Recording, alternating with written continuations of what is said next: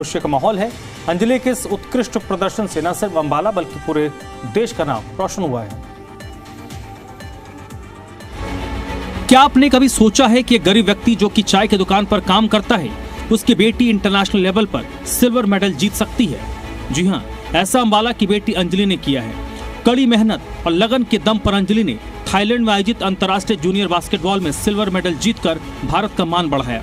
आपको बता दें कि अंजलि के पिता चाय की दुकान पर काम करते हैं और उनकी बेटी खेलों में लगन ऐसी कि उसने पीछे मुड़कर नहीं देखा और लगातार मेहनत करती गई।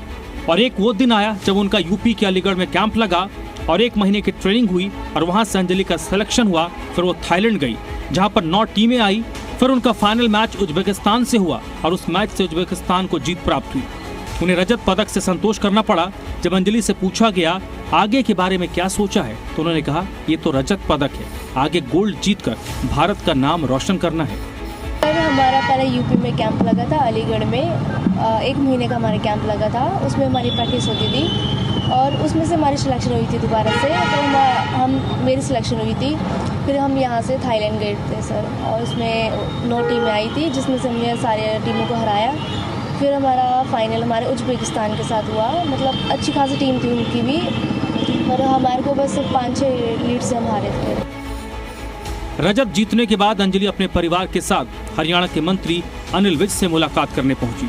मंत्री विज ने अंजलि को आशीर्वाद दिया और उज्जवल भविष्य की कामना की और कहा कि अंजलि जैसा संघर्ष और जुनून हर खिलाड़ी के लिए प्रेरणा है। वहीं अंजलि ने कहा कि मंत्री विज से मिलकर अच्छा लगा, उन्होंने आशीर्वाद दिया।